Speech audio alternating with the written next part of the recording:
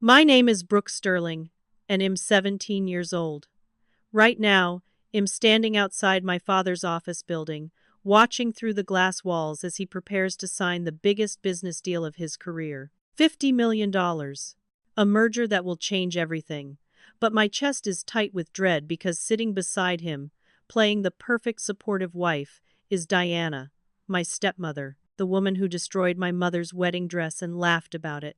The woman my father chose over me.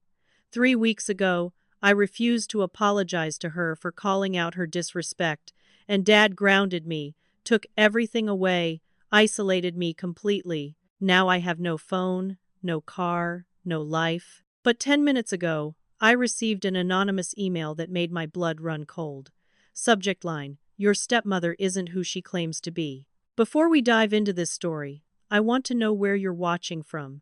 Drop your city or country in the comments. And if you're ready to hear how a 17-year-old girl uncovered a terrifying truth and saved her father's life, hit that like button and subscribe, because what happens next will shock you. Trust me, you won't believe how dark this gets. 6 months ago, my life was different. Broken, yes, but still mine. I'm the only child of Maxwell Sterling, a tech CEO who built his company from nothing into an empire. My mother, Catherine, died 2 years ago from cancer, and it shattered both of us. She was everything: warm, smart, funny. She taught me to stand up for myself, to question things that didn't make sense, to never let anyone diminish my worth. I was a junior at Riverside Academy, dreaming of becoming an architect like Mom always wanted to be.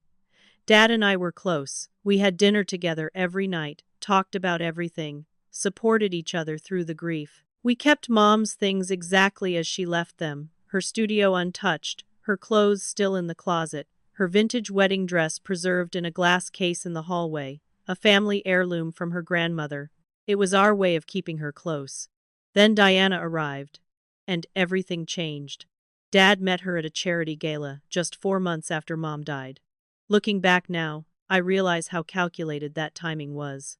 He was vulnerable, lonely, desperate for someone to fill the emptiness. Diana claimed to be 34, an interior designer from old money in Greenwich, Connecticut. She had this polished elegance, designer clothes, perfect manners when she wanted to use them. She swept Dad off his feet within weeks.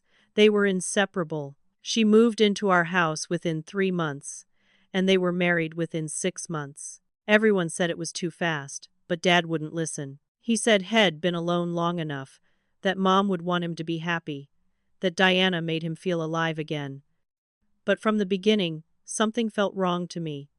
Little things that didn't add up. Diana claimed to come from blue blood aristocracy, but she didn't know basic etiquette that someone raised in that world would know instinctively. Shed tells stories about growing up in a Greenwich mansion, attending cotillions, summering in the Hamptons, but when I asked specific questions about locations or families, her details were always vague or contradictory. Shed mentioned the country club but get the name wrong. Shed referenced streets that didn't exist. Once, I mentioned a famous Greenwich landmark, and she had no idea what I was talking about. When I pointed this out to Dad, he dismissed it, said I was being petty, that grief was making me suspicious of anyone who tried to replace Mom. But it wasn't just the background inconsistencies. Diana was overly interested in Dad's business dealings. Shed asked detailed questions about mergers, acquisitions, financial projections. Shed wander into his home office when he was working and lean over his shoulder, watching, observing.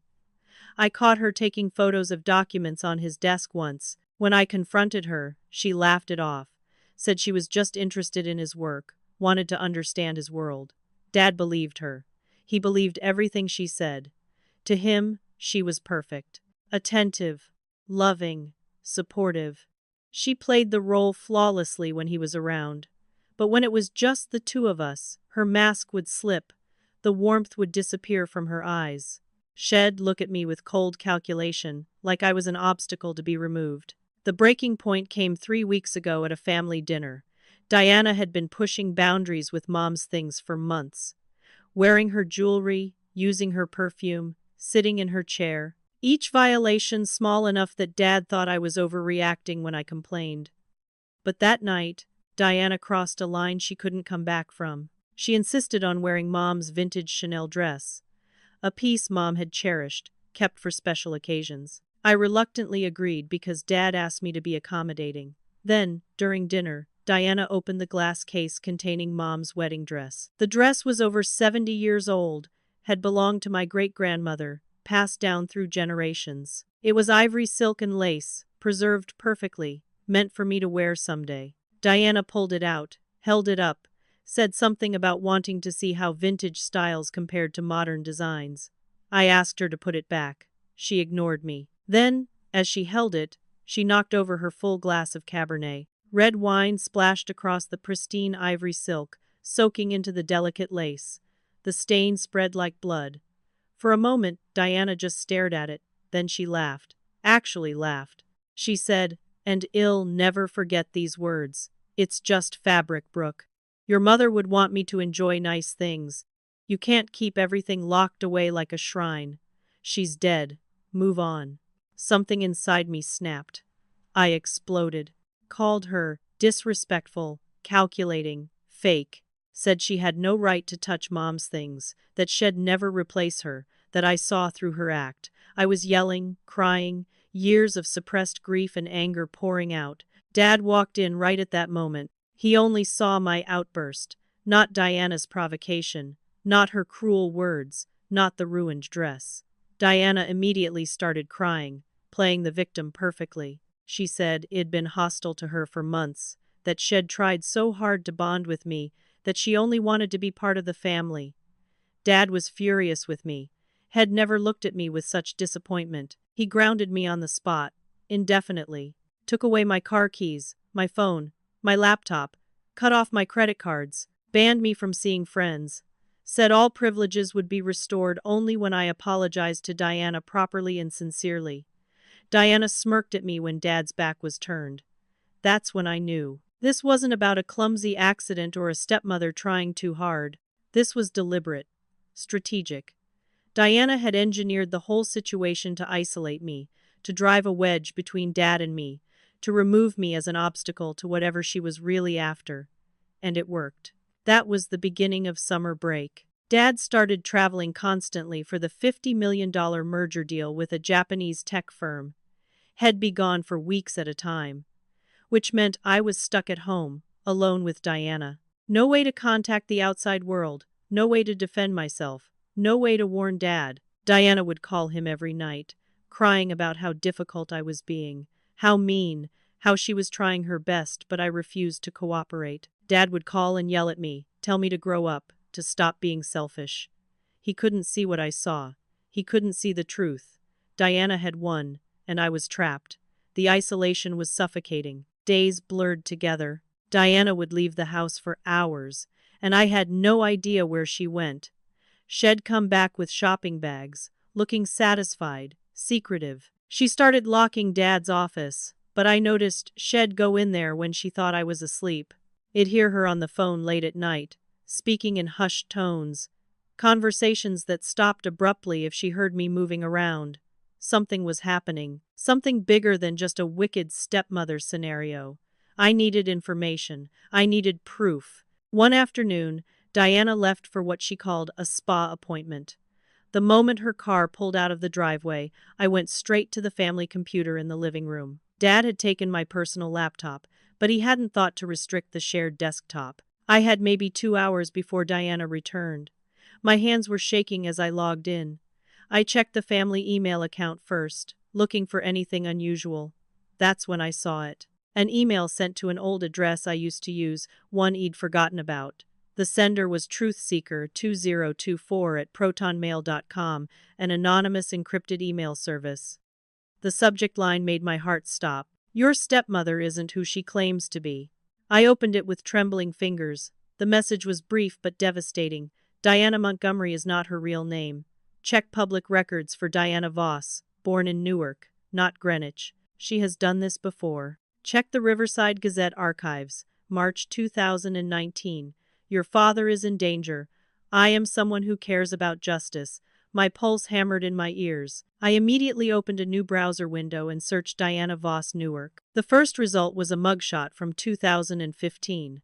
The woman in the photo was younger, her hair a different color and style, but the face was unmistakably Diana.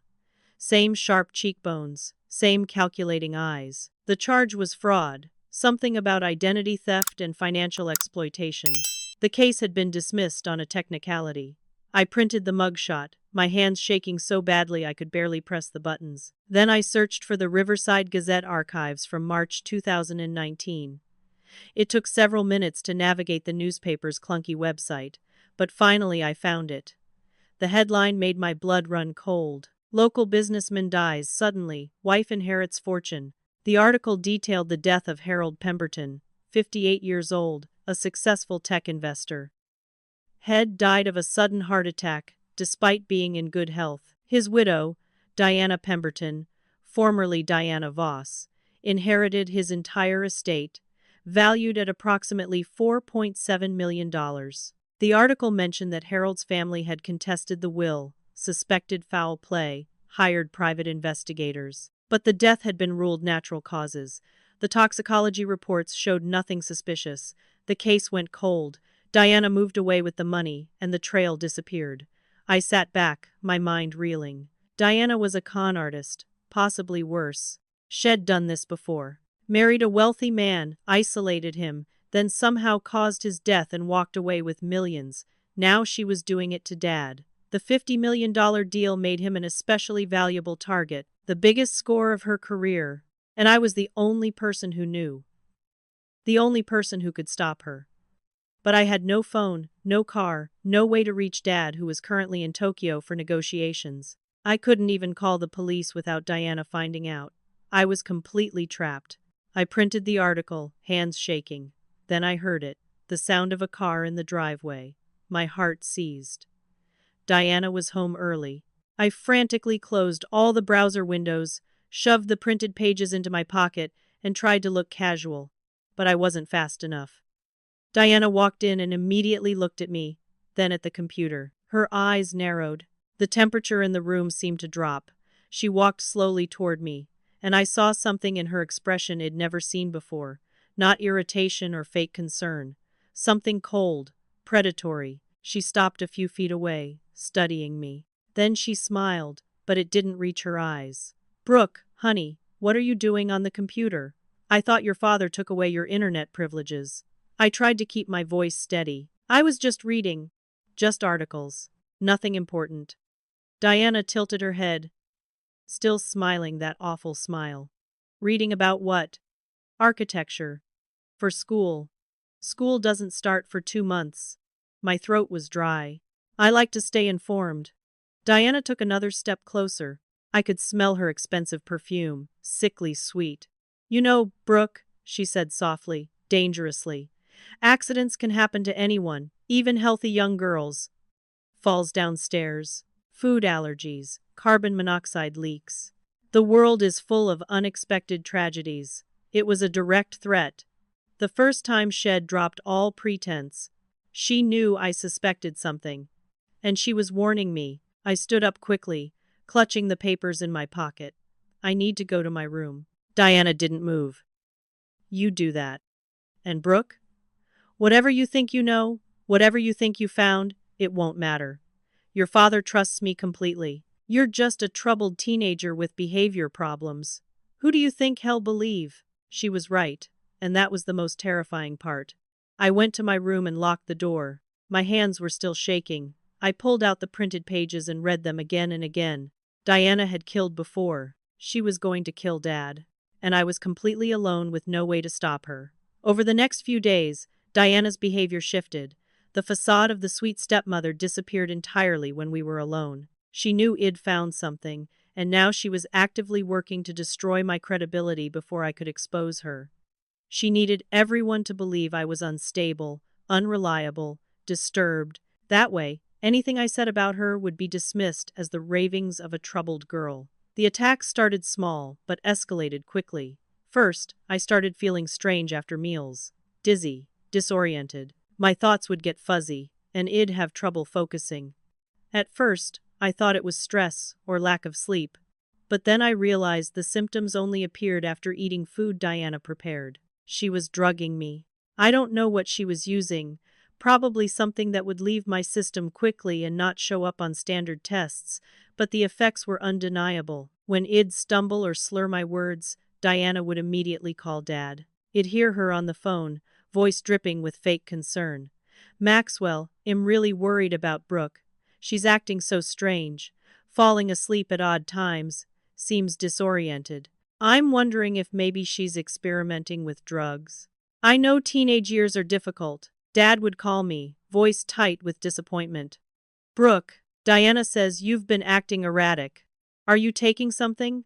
Tell me the truth. I'd deny it, but I could hear the doubt in his voice. Diana was planting seeds, creating a narrative. Then she escalated. I came back to my room one afternoon to find a pill bottle on my nightstand. Prescription anxiety medication, my name on the label, from a pharmacy I'd never been to. I'd never taken anxiety medication in my life. Diana had somehow obtained a fake prescription. Before I could hide it or throw it away, Maria the housekeeper knocked on my door. Maria had worked for our family for 15 years, had been there since I was a toddler, loved my mother deeply. She looked uncomfortable. Miss Brooke, I am so sorry, but Mrs. Diana asked me to check your room for laundry. She said you've been hiding things. Mariah's eyes fell on the pill bottle. I saw her face change. Diana appeared in the doorway behind her, perfectly timed. Oh no. Maria, is that what I think it is? Maria picked up the bottle reluctantly, read the label. It's medication, Mrs. Diana. Diana's hand flew to her mouth in exaggerated shock. Brooke, honey, why didn't you tell us you were struggling? There's no shame in needing help. I wanted to scream. Those aren't mine. I've never seen them before. Diana turned to Maria, speaking in that concerned, maternal tone. Maria, can you please put those in my room? I need to discuss this with Mr. Sterling. The moment Maria left, Diana dropped the act. Her voice turned cold. Your father is going to think you're an addict now. When you try to tell him about me, he'll think it's drug-induced paranoia. Clever, isn't it? That night, Dad called, and he was furious, angrier than I'd ever heard him. Brooke pills? Really? After everything we've been through? I'm giving you one chance. Tell me the truth. Are you using? Dad, no. Diana planted those. I swear, I've never taken pills. I would never. Enough. I don't want to hear more excuses. When I get back, we're having a serious conversation about rehab. He hung up. I sat on my bed, shaking. Diana had framed me perfectly, but I refused to give up. I realized I needed to stop eating anything Diana prepared and started sneaking into the kitchen late at night when she was asleep, making my own food, hiding granola bars and fruit in my room. I also started documenting everything in a journal hidden under my mattress. Every suspicious thing Diana did, every threat, every incident. If something happened to me, maybe someone would find it. But Diana wasn't done. A week later, her next attack was even more calculated. Diana owned an expensive diamond necklace, something Dad had bought her as a wedding gift, worth at least $30,000. One morning, she started shrieking that it was missing from her jewelry box. She tore through the house, crying, accusing me. Brooke took it. I know she did. She's been so angry with me. She's trying to hurt me. I protested my innocence, but Diana insisted on calling the police. 2 officers arrived, and Diana put on an Academy Award-worthy performance, tears streaming, voice shaking, playing the victimized stepmother.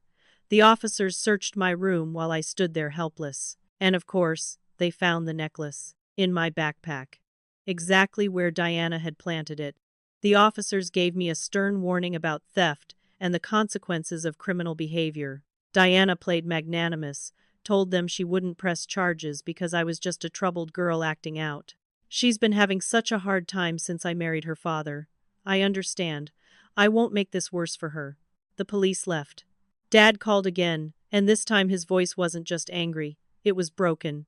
Brooke, how could you? Stealing? The police were at our house. I'm humiliated. I don't even know who you are anymore. Dad, please. She set me up. She put the necklace in my bag. Why would I steal something and just leave it in my room? Because you're not thinking clearly. Because you need help. Diana has been nothing but patient with you, and this is how you repay her. I tried to explain, tried to make him see, but he wouldn't listen. Diana had poisoned him against me completely. That's when Maria knocked softly on my door late that night after Diana had gone to bed. She slipped inside quickly, looking terrified. Maria pressed something into my hand. An old cell phone, a cheap prepaid burner. Miss Brooke, she whispered, I see what she is doing to you. I don't trust that woman. She is not good. But I have to be careful.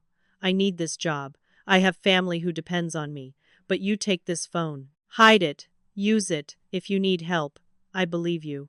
I almost cried with relief. Maria, thank you. Thank you so much. She hugged me quickly.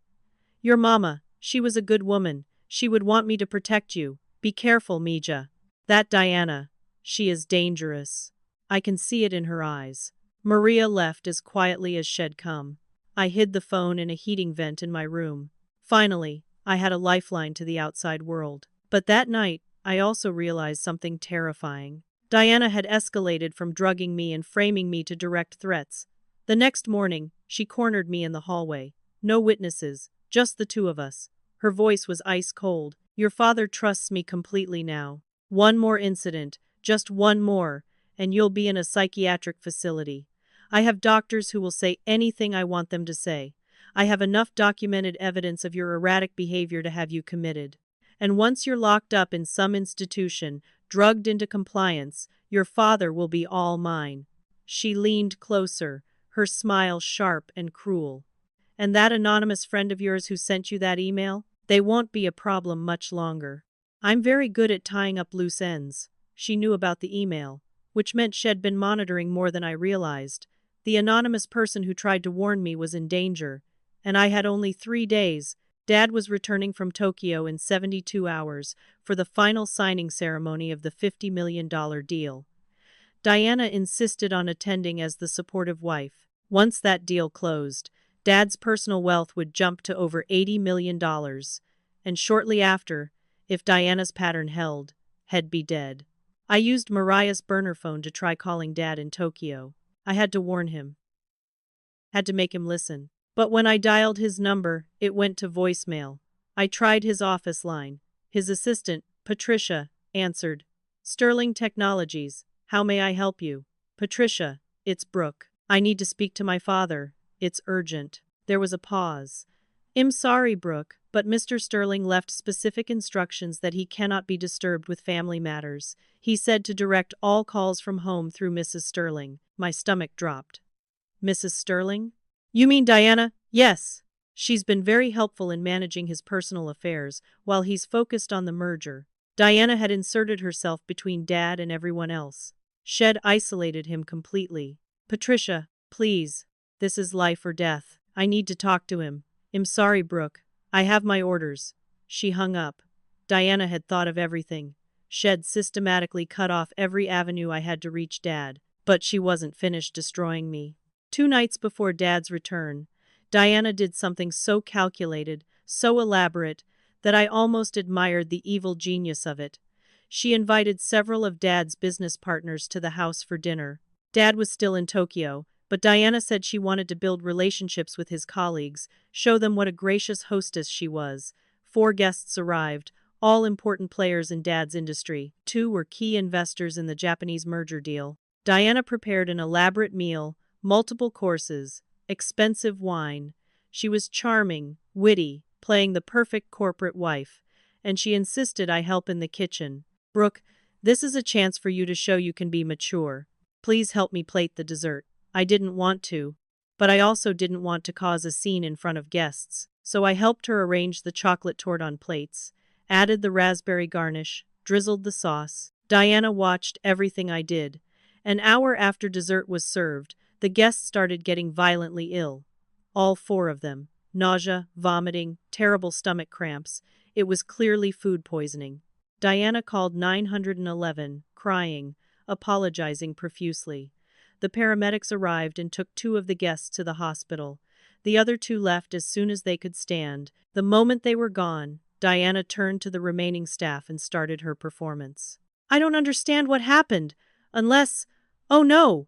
Brooke, you helped with the dessert. Did you do something to the food? Maria looked at me in horror. I was stunned. What? No. I just plated it like you told me to. Diana shook her head sadly. I think. I think she did this deliberately. To embarrass me. To ruin your father's business relationships. That's insane. Why would I do that?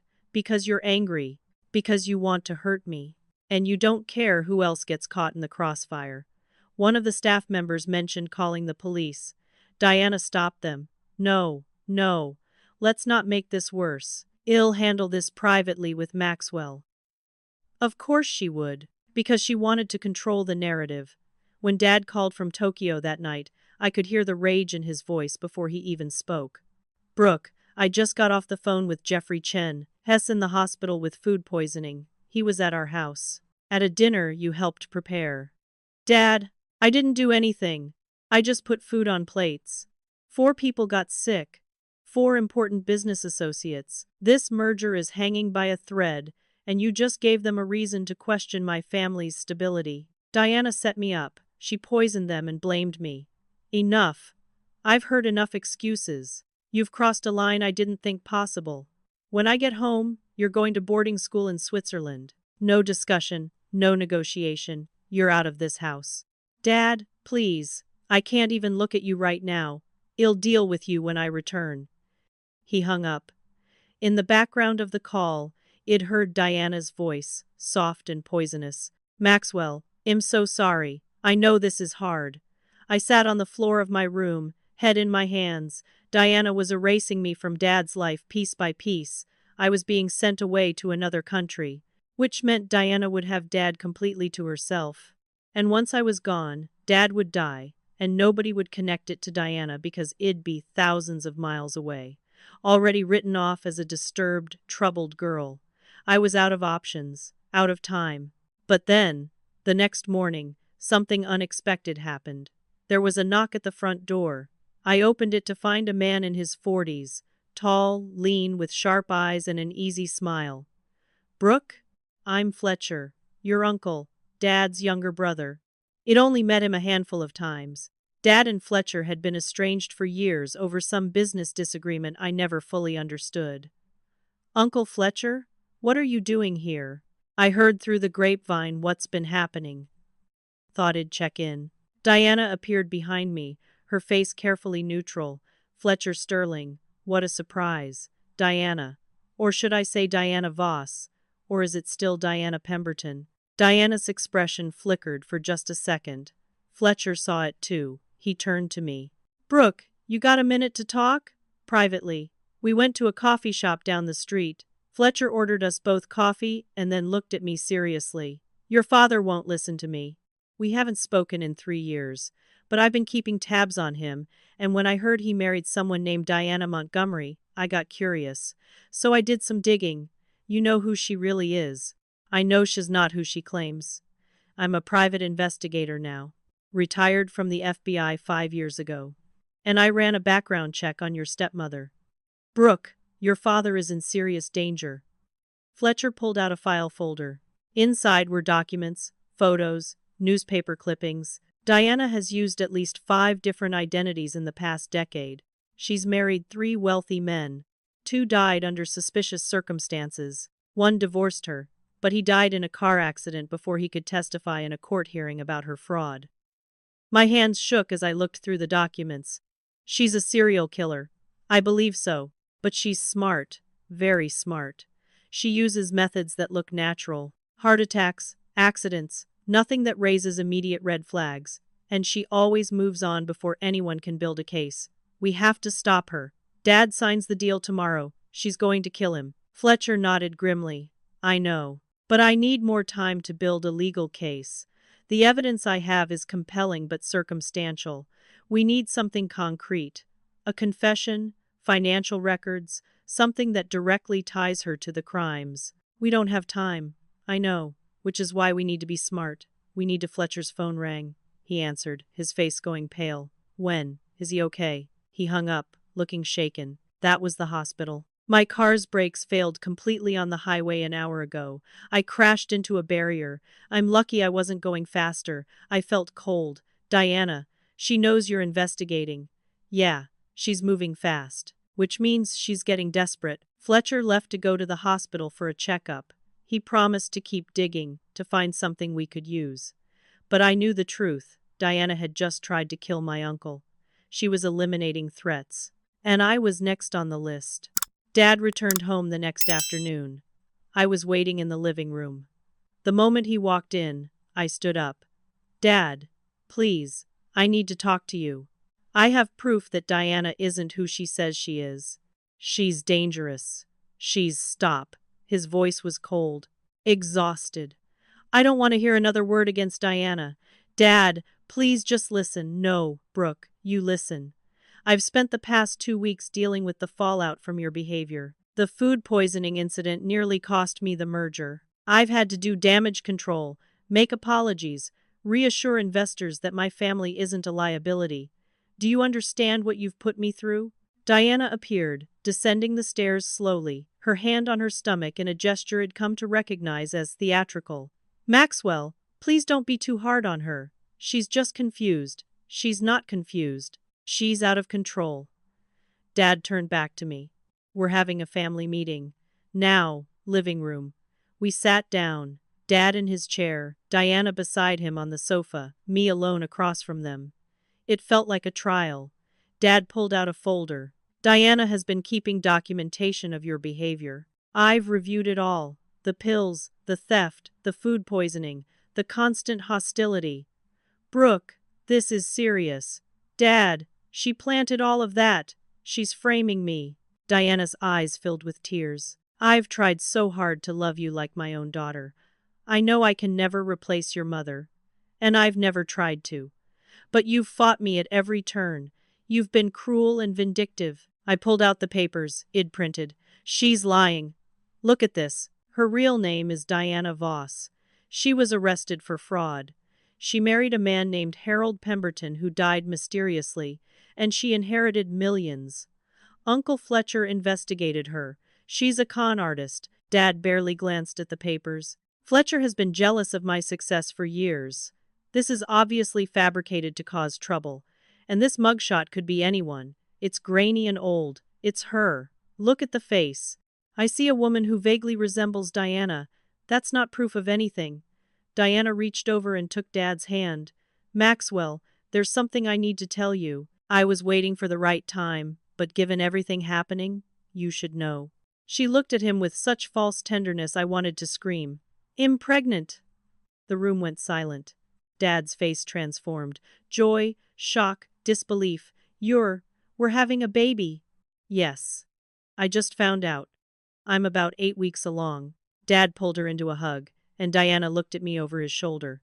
Her eyes were triumphant, victorious. I knew it was probably a lie, just another manipulation, but I couldn't prove it, and now Dad would be even more protective of her. He turned back to me, his expression harder than I'd ever seen. Brooke, you will not upset Diana in her condition.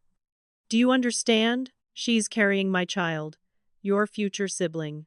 Dad, please, she's lying about everything. Enough. He stood up, looming over me. You have 2 choices. Apologize to Diana right now, publicly, sincerely. Promise to change your behavior and accept her as part of this family. Or, pack your bags and leave this house tonight. You're 17. I can't legally throw you out, but I can make it clear you're not welcome here. So choose. Diana watched me, her expression serene. She knew I wouldn't apologize. Knew I couldn't betray everything I knew to be true. I stood up slowly. I won't apologize for telling the truth. Dad's face closed off. Then get out. You have 1 hour to pack. Take whatever you can carry. The rest stays here. Dad, you're no longer my daughter. The words hit like a physical blow. Diana stood up, putting her hand on Dad's arm. Maxwell. Maybe that's too harsh. No. She's made her choice. She chose hostility and lies over family. She can live with the consequences. I went to my room in a daze. This couldn't be happening. My own father was choosing a con artist over me. choosing a stranger over his own child. I packed a duffel bag with clothes, Mom's jewelry that I'd hidden in my room, photos of Mom and me. Maria appeared in the doorway, tears streaming down her face. She pressed $500 in cash into my hand. I'm so sorry, Mija. I wanted to help more, but I can't lose this job. My sister, she depends on me, but you take this. And the phone. You find proof. You come back when you have it. Thank you, Maria. She hugged me tight, then left quickly before Diana could see. I walked downstairs with my bag.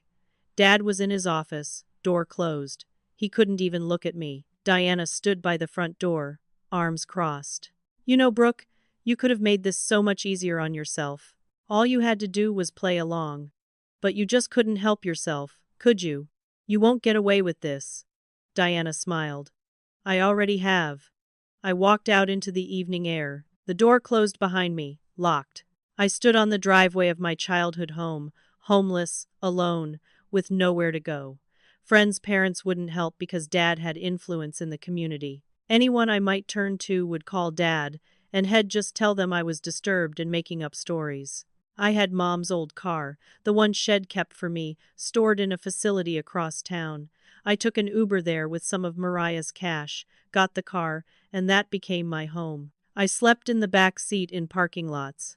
Used a gym membership to shower, ate cheap fast food. It was degrading, terrifying, lonely. But it also clarified things. I had nothing left to lose, and that made me dangerous.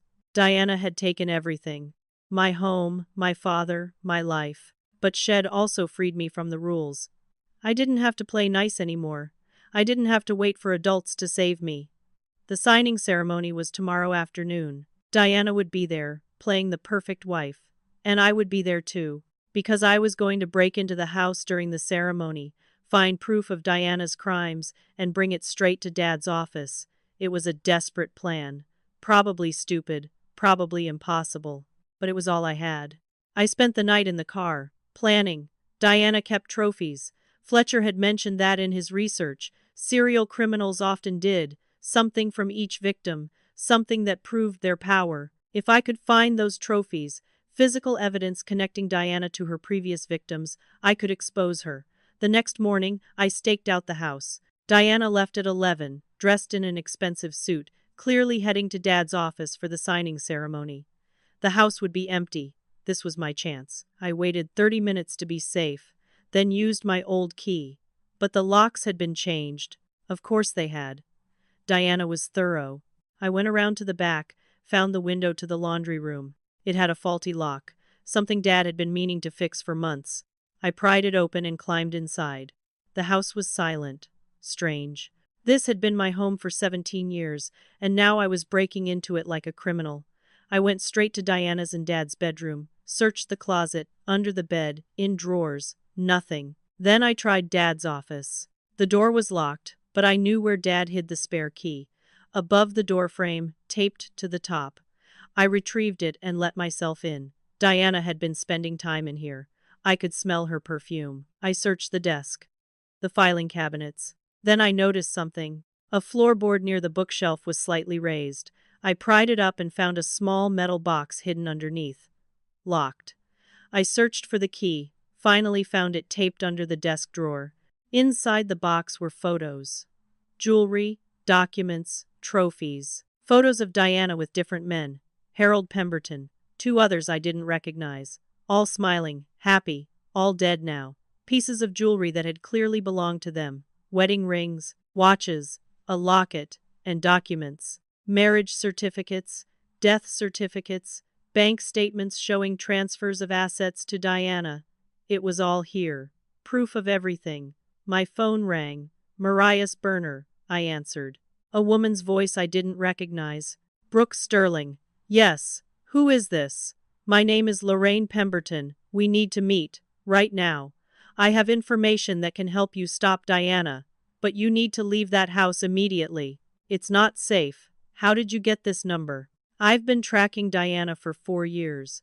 I know about Maria. I know about everything. Meet me at the coffee shop on Maple Street. 20 minutes. She hung up. I hesitated. This could be a trap, but I also needed allies. I took photos of everything in the box with the phone, then put it back exactly as Eid found it. I left the house the way Eid come in. 25 minutes later, I walked into the coffee shop. A woman in her 40s sat in the corner booth. Dark hair, sharp eyes, expensive but understated clothes. She waved me over. Brooke, sit down. We don't have much time.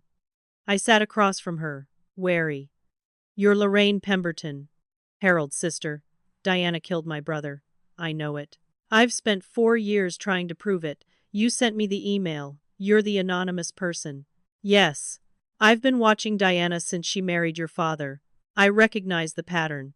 I tried to warn you. Why didn't you just go to the police? Because I have no concrete proof. Everything I have is circumstantial. Diana is too smart. She covers her tracks perfectly. But I thought if I warned you, if we worked together, we could catch her. Lorraine pulled out her own file. Diana has used 6 different identities in 12 years. She's married 5 men. 3 are dead. 1 divorced her but died in a suspicious accident before he could testify against her in fraud proceedings. The 5th one, she left when he lost all his money in a bad investment. She only targets the wealthy. She showed me documents, financial records, medical reports, timeline reconstructions. She uses a slow poisoning method. Small doses of compounds that mimic natural conditions, heart attacks, strokes. By the time the victim dies, the toxins have mostly left the system. Autopsies show nothing. How did you figure this out? I had Harold's body exhumed 2 years after he died. Paid for extensive toxicology testing. Found traces of a rare compound used in certain medications. It causes cardiac arrest in high doses. Diana had been giving it to him in supplements. Told him it was for his health. That's proof. It's not enough. The levels were so low, the medical examiner said they could have come from legitimate medication. I tried to take it to the police, but without more evidence, they couldn't act. Diana had already moved on. I've been following her ever since, waiting for her to make a mistake. She won't. She's too careful. Lorraine leaned forward. That's where you come in. You're inside her world. You can get evidence, I can't. As we talked, working out a plan, I didn't notice the man sitting 2 tables over. Didn't notice him making a quiet phone call. Didn't notice him following us when we left the coffee shop to go to Lorraine's car. We were so focused on stopping Diana that we walked right into her trap. The moment we reached Lorraine's car in the parking lot, 2 men grabbed us from behind. I tried to scream, but a hand clamped over my mouth. Lorraine fought hard, got in a few good hits, but they were bigger and stronger. They knocked her unconscious and dragged us both into a van. I was thrown into the back, and a bag went over my head. We drove for what felt like forever. When they finally pulled the bag off, we were in an abandoned warehouse. Lorraine was tied to a chair across from me, just starting to wake up. My wrists were bound behind my back, rope tight enough to cut into my skin. A door opened. Diana walked in. But this wasn't the Diana who played the sweet stepmother or the elegant wife. This was Diana with the mask completely off. Her expression was cold, predatory, amused. Did you really think you could outsmart me? I've been doing this for over a decade. You're just stupid girls playing detective, Lorraine spat at her. You murdered my brother. Diana laughed. Harold was so easy. He practically begged me to marry him after 6 weeks. Rich, lonely, desperate for companionship. I barely had to try. The others were the same. Pathetic men with more money than sense. She walked closer to me. And your father? Has been the easiest of all. Still grieving his precious Catherine. So vulnerable, so trusting. Hell signed that deal today, and 3 months from now, Hell died peacefully in his sleep. Heart attack. The doctor will say he worked too hard, that the stress got to him. I'll cry at the funeral. Play the devastated widow. And I'll inherit everything. The company shares, the estate, the $50 million from the deal, over $80 million. You won't get away with it, I said. Diana crouched down in front of me.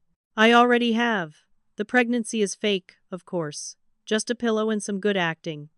I'll fake a miscarriage in a few weeks. Blame it on stress from you causing problems. That'll make your father even more protective of me. And you and Lorraine here? You're going to have a tragic ending. Murder-suicide. Crazy stepdaughter kills family enemy in a fit of rage, then kills herself out of guilt.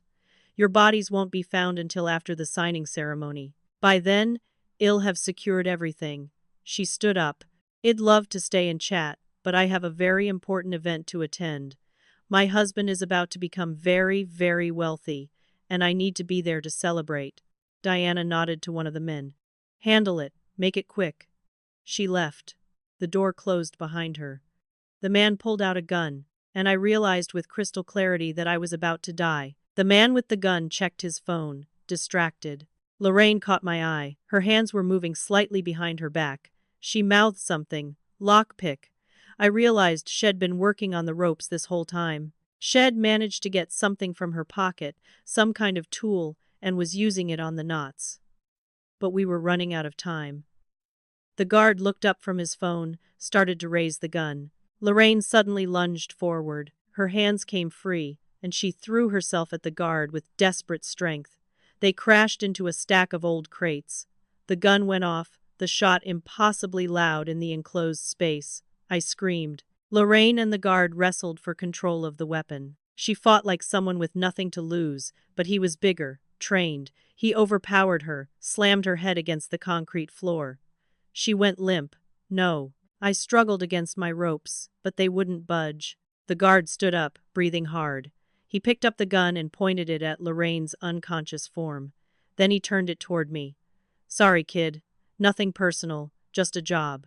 His finger tightened on the trigger. I closed my eyes, thinking of Mom, of Dad, of everything I'd never get to do. Then the warehouse door exploded inward. Police! Drop the weapon! The guard spun around. Uncle Fletcher came through the door first, followed by 4 uniformed officers. The guard tried to run, but they tackled him, got him on the ground, cuffed him. Fletcher rushed to me, cut my ropes with a knife. Brooke, are you okay? I couldn't speak, just nodded. He moved to Lorraine, checked her pulse. She's alive. Get paramedics in here. I found my voice. How did you find us? I've been tailing Diana's hired men since yesterday. When you disappeared, I figured they'd made a move. I followed them here and called the cops. Diana is at Dad's office. The signing ceremony. We have to stop her. Fletcher pulled me to my feet. The police want to question you, but there's not enough evidence yet to arrest Diana. We need her to make a mistake. Then we go there now. We force her to confess in front of everyone. We got to the police station just long enough for me to give a quick statement. Then Fletcher drove like a maniac to Dad's office building. The signing ceremony had already started. I could see through the glass walls of the 45th floor. People in suits, cameras, Dad at the head of the table with documents in front of him, Diana beside him, smiling. We had maybe 15 minutes before the deal was signed. The building security stopped us at the door. I'm sorry, Miss Sterling. We have orders not to allow you in the building. Fletcher showed his credentials. I'm a private investigator. This is urgent. I still can't let her in. Mrs. Sterling's orders. Of course. Diana had covered that base too. Fletcher and Lorraine could get up there, but I couldn't. And without me, without my testimony, there was no story. Just some circumstantial evidence and suspicions. There has to be another way, I said. Fletcher thought fast. Service elevator, maintenance entrance. They won't be watching that. We ran around to the loading dock entrance. Fletcher sweet-talked the security guard there, claimed we were HVAC technicians responding to an emergency call. The guard bought it, gave us access to the service elevator. We rode up to the 45th floor, my heart hammering the entire way. The doors opened. We were in a maintenance corridor behind the executive offices. I could hear voices through the walls. The ceremony had started. We moved through the corridors, found the door that led to the executive boardroom. Fletcher looked at me. You ready? I nodded. Let's end this. We opened the door and walked into the room. The boardroom was exactly as lavish as I'd imagined. Floor-to-ceiling windows overlooking the city. A massive conference table with 20 chairs. Cameras set up for press documentation. Japanese investors in perfect suits. Lawyers with stacks of documents. And at the head of the table, my father, looking proud and confident. Diana beside him, playing the perfect supportive wife in a designer dress. Everyone turned when we entered. Dad's face went from shock to fury in an instant. Brooke, what are you doing here? Security moved toward me, but Fletcher stepped between us. Nobody touch her. Maxwell, you need to hear this. Fletcher, not now. This is the most important day of my career. Lorraine pushed past us into the room. More important than your life? Diana killed my brother. She's planning to kill you too. Chaos erupted. The investors looked confused, speaking rapid Japanese to each other. The lawyers stood up, alarmed.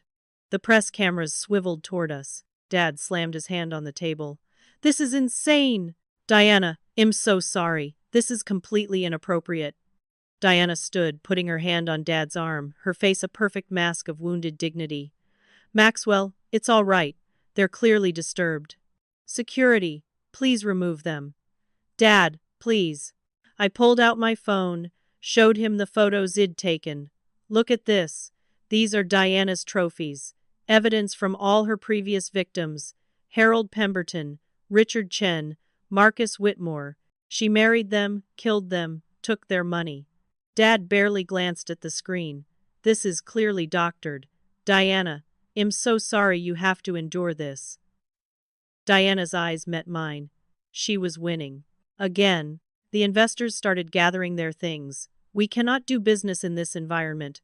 This is too much drama. The deal was collapsing. Everything Dad had worked for. Because of me. Diana looked almost sympathetic. Brooke, honey, I understand you're struggling. Mental illness is nothing to be ashamed of. But you need help. Your father and I only want what's best for you. She turned to the room, addressing everyone. This woman here, Lorraine Pemberton, has been stalking me for years. She's obsessed with me because I married her brother, and he unfortunately passed away from natural causes.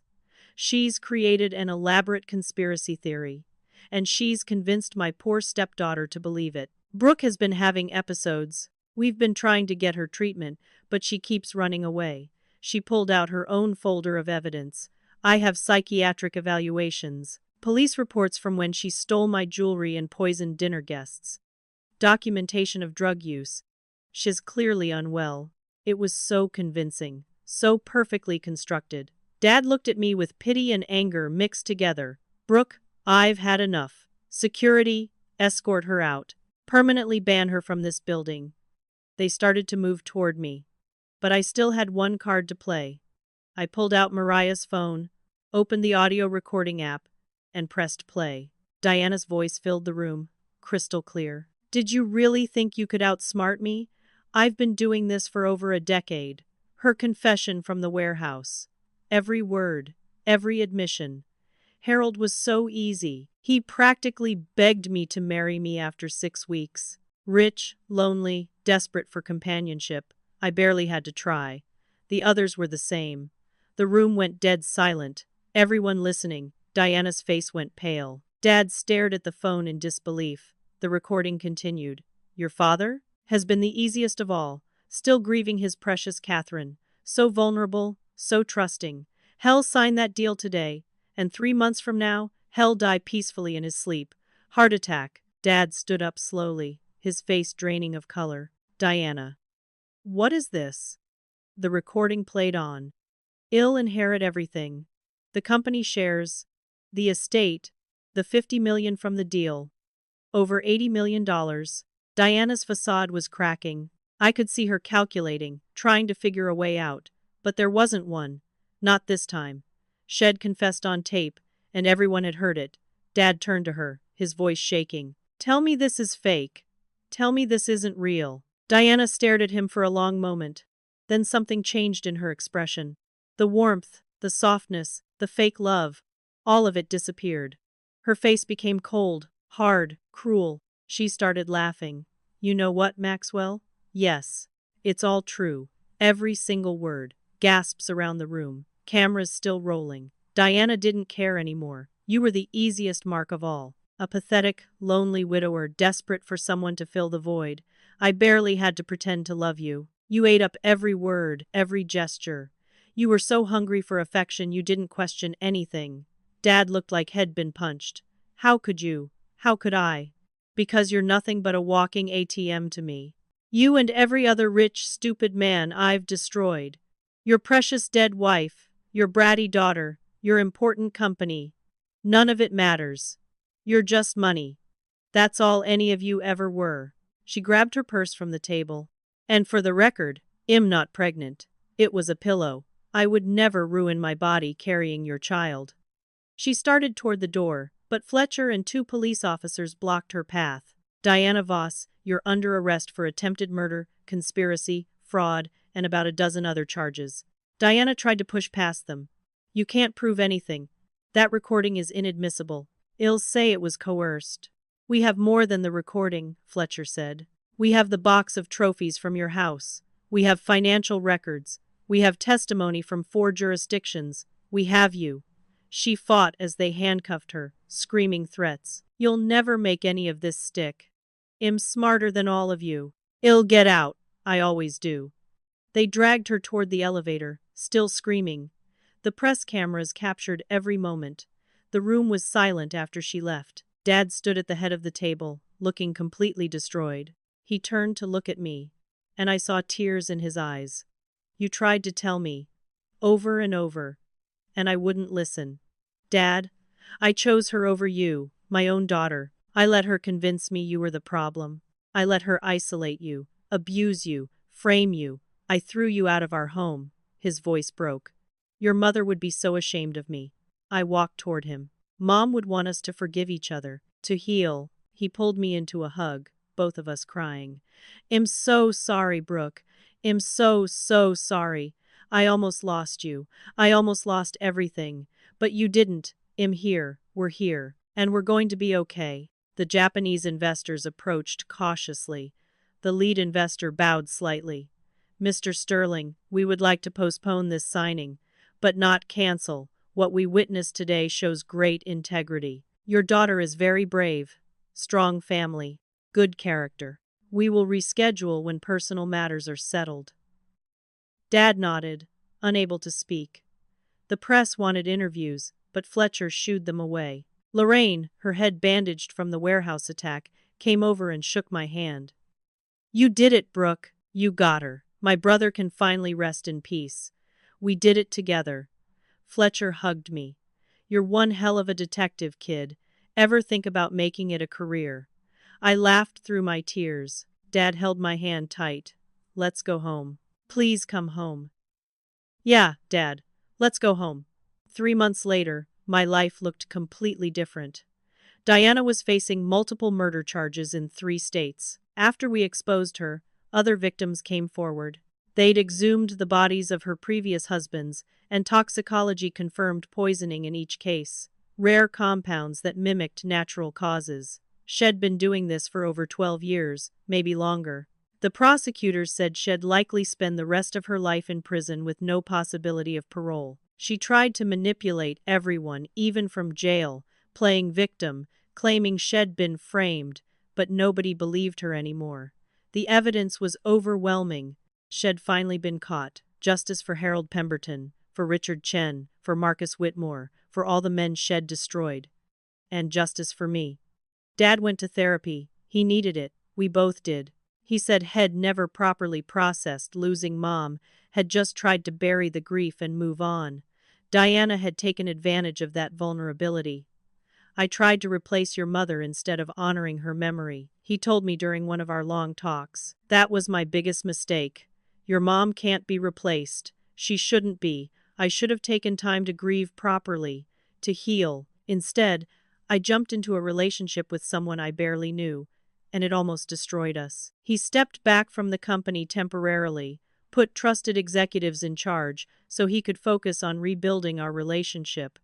He was more present than had been in years, actually listening, actually seeing me. The $50 million deal did eventually go through, about a month after Diana's arrest. The Japanese investors said they respected how Dad had handled the crisis with integrity and how he'd prioritized family over business. They actually expanded the deal to $60 million, saying the scandal had proven the company's commitment to transparency and ethics. Dad created a trust fund in my name. You saved my life, Brooke. This is yours. You earned it. But the money wasn't what mattered. Having my father back mattered. I returned home, to my room, to my life. We kept Mom's things, but in a healthier way now. Not as a shrine, but as a celebration of who she was. I started college applications, architecture school, just like Mom always encouraged. But I also discovered a new passion: advocacy for elder abuse and financial exploitation. I started speaking at community centers, sharing my story, teaching people how to recognize predators like Diana. I did interviews about warning signs, manipulation tactics, how to protect yourself and your loved ones. If my experience could help even one person avoid what we went through, it was worth it. Uncle Fletcher and Dad reconciled completely. All the old business disagreements seemed petty now. Fletcher became head of security for Dad's company, and they talked almost every day. Family has to protect family, Fletcher said. I should have pushed harder years ago. I'm glad I pushed when it counted. Lorraine found closure. She visited Harold's grave and told him Diana was finally in prison. I got her, big brother. She'll never hurt anyone again. She wrote a book about the case, became an expert investigator specializing in financial predators and Black Widow killers. She and I stayed close. She said I reminded her of the fighter Harold had been before Diana broke him down. And Maria, sweet Maria. When everything came out, she broke down, apologizing to me. I knew she was evil, Mija. But I was so scared. I have family who depends on my job. I tried to help you, but I should have done more. I hugged her and told her she'd done exactly what she needed to do. She'd given me the phone that ultimately recorded Diana's confession. She'd protected me in the ways she could. Maria stayed with our family, and Dad gave her a huge raise. You were loyal to Brooke when it mattered most. That's worth more than I can ever repay. The lessons from this nightmare stayed with me. I learned about grief and how dangerous it is to ignore it or bury it. Dad taught me that. Grief doesn't end, he said. You just learn to carry it. I tried to bury mine, and it almost destroyed us. I learned that Mom's memory didn't need to be replaced. It needed to be honored. We could move forward while still holding her in our hearts. I learned to trust my instincts. When something feels wrong, it usually is. Diana had raised red flags from the beginning, but everyone dismissed them because she was charming and beautiful and played her role well. I learned that family isn't just about blood. Maria, Fletcher, Lorraine. They showed up for me when I needed them most. Real family shows up. I learned about resilience. I'd been grounded, drugged, framed, kicked out, kidnapped, and I'd still found a way to fight back. I was stronger than I'd ever known, and I learned about manipulation, how predators work, isolation, gaslighting, playing victim, turning people against each other. Diana had almost destroyed us because she'd divided us. Dad and I promised never to let anyone come between us again, but maybe the most important lesson was about forgiveness. Dad had failed me in terrible ways. Had chosen a stranger over his own daughter. Had ignored my warnings. Had thrown me out.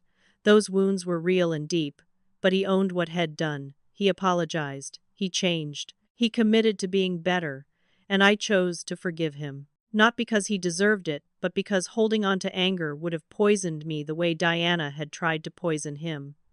Forgiveness doesn't mean forgetting. It means choosing to move forward together. One afternoon, about 4 months after everything, I stood in Dad's office looking at a photo of Mom on his desk.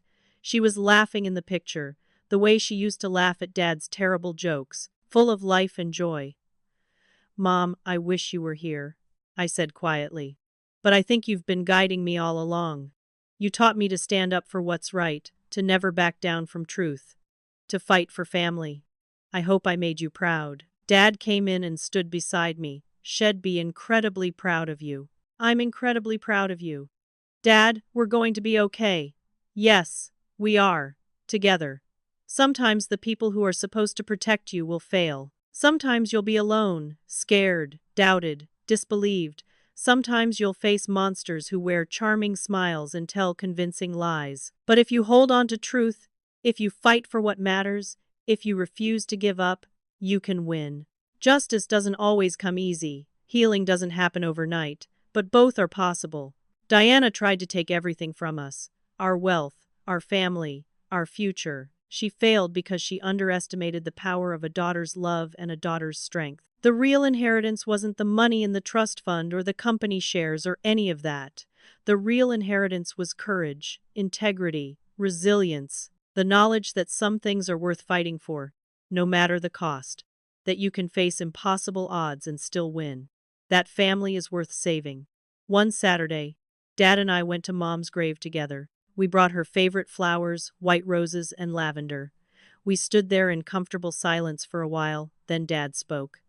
Catherine, I'm sorry I lost my way for a while, but Brooke brought me back. She's just like you. Strong, brave, unwilling to accept injustice. I'll spend the rest of my life making sure she knows how much I love her, I added. We made it, Mom. We're going to be okay. We're going to honor your memory the right way now. A breeze blew through the cemetery, warm and gentle, and for a moment it felt like Mom was there with us, smiling, proud, at peace. We walked back to the car together, father and daughter, both healing, both stronger than before, both finally moving forward. We were a family again, the real kind of family, the kind that protects each other, the kind that fights for each other, the kind that never gives up. So what do you think? Have you ever had someone in your life who seemed perfect but your instincts told you something was wrong? Have you ever been in a situation where nobody believed you? Drop your story in the comments. I want to hear from you. And if this story resonated with you, if it reminded you to trust your gut, or to value your family, or to never give up, even when things seem impossible, hit that like button. Subscribe to the channel so you never miss another story. Share this with someone who needs to hear it. Someone who's fighting their own battle. Someone who needs to know they're not alone. Thank you for listening to my story. Thank you for being here. And remember, no matter what you're facing, no matter how dark things get, you're stronger than you know. Keep fighting, keep standing up for truth, keep protecting the people you love. You've got this. Take care of yourselves. And I'll see you in the next story.